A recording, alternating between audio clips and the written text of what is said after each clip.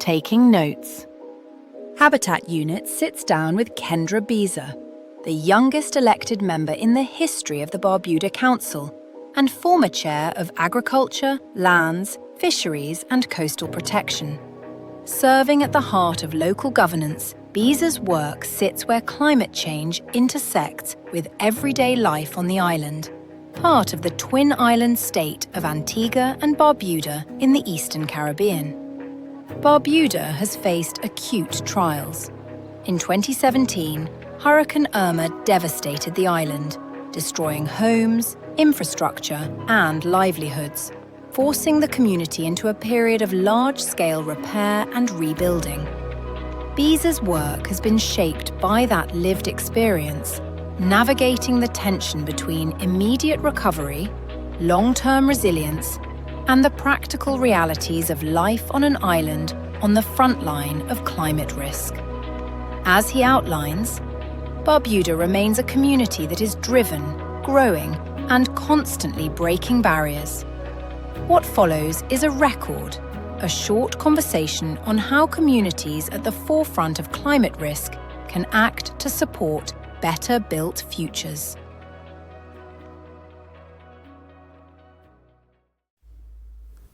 I think the main pressure that is shaping Barbuda's trajectory is the will of the people to develop and to grow and to live at a decent standard.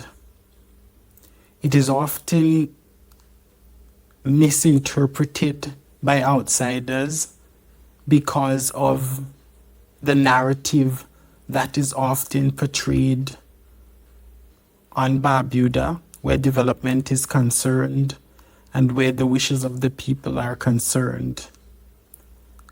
But if you speak to the average Barbudan, you will hear that hunger for social justice, where education is concerned, housing, health, infrastructural development, business, entrepreneurship, all those things, you will hear it come out from them in many different forms.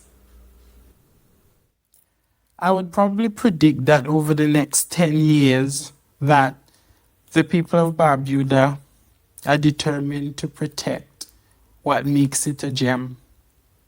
Its marine ecosystem, marine and fisheries resources, its tourism industry, the beaches, the water, the culture, and everything else that makes Barbuda so special to those that visit it and to those that live it.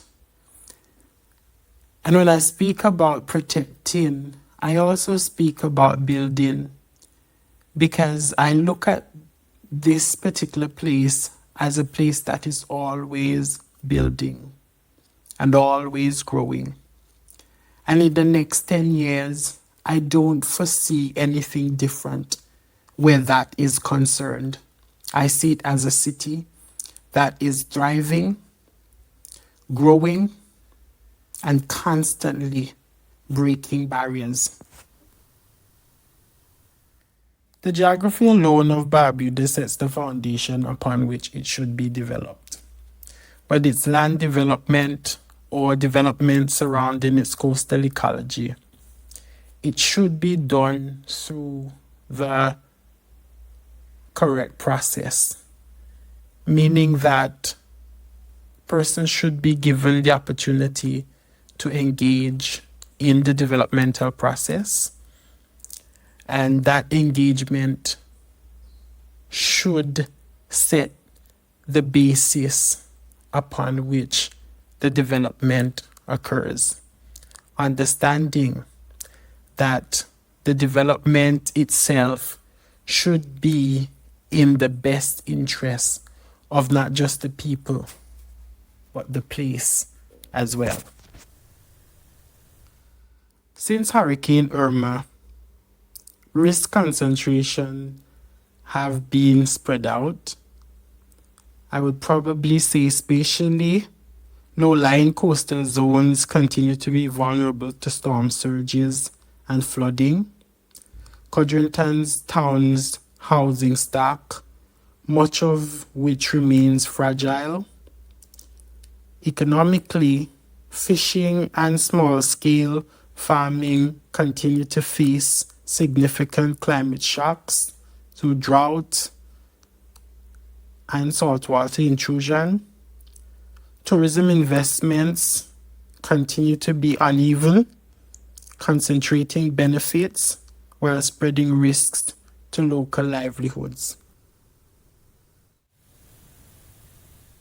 There are some much needed changes that must be made on the island of Barbuda as it relates to the needs of the people. There's a need for more climate resilient housing layout. There's need for more infrastructure development, road infrastructure that integrates water, energy, and waste systems sustainably. In the same breath, there are some dire needs that must be urgently prioritized, such as elderly care, housing, food, water, caregiving. Those are needs that should be prioritized for the seniors right away. Other needs that should be prioritized are children living in care and those in need of care. Housing, clothing, authorized carer, social services extended to them at the local level. Other needs that should be prioritized are green spaces for both primary and secondary school. Spaces where young people can feel safe, spaces where they can exercise, spaces where they can unwind, read in a natural environment, and socialize with their peers.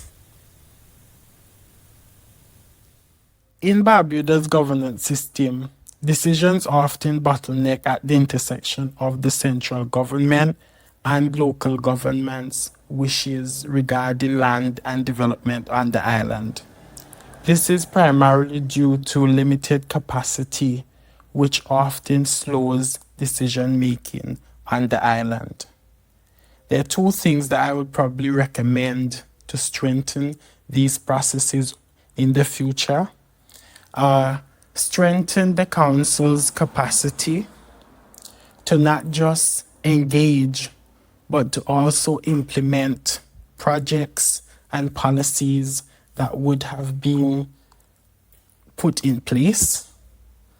Another thing that I would probably recommend is to build participatory processes that include community voices early and consistency in order to build legitimacy around the policy direction that the island has to take.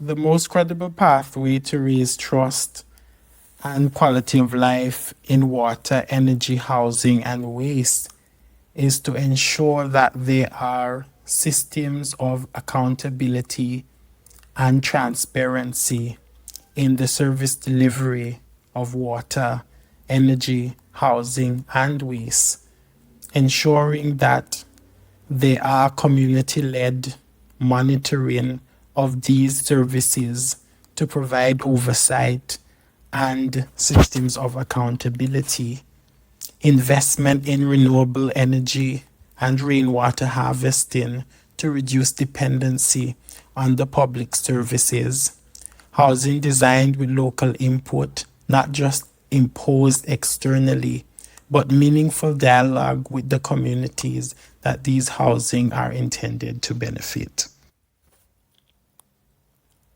Safeguards for external partnerships include binding agreements that respect the place and the people that these partnerships are seeking to empower, local consent processes led by the local government and central government, capacity building clauses to ensure skills transfer successfully, and independent monitoring to prevent dilution of legitimacy and trust in the process. Whenever I hear about the concept of mobility network and its relation to communities, I often think about the concept of 15-minute cities, in that transportation should be done in less than 15 minutes, whether it's by car, bike, or by walking. Transportation should be as easily accessible as possible. There should be walkable and bike-friendly routes connecting you to the day-to-day services that you will need to access. Public transportation should be powered by renewables in order to reduce our reliance on imported fuel. Transportation in itself should look and feel as healthy as possible so that the city and its people can be sustained for as long as possible. Something that stands out to me and tells me civic capability strengthening on Barbuda is the fact that community-led initiatives like cooperative farming, cooperative fishing, youth-led projects, and government-driven infrastructural upgrades are accelerating at an unprecedented level. It also highlights the fact that when collective thinking is at the heart of the decision-making process, progress is definitely on the horizon.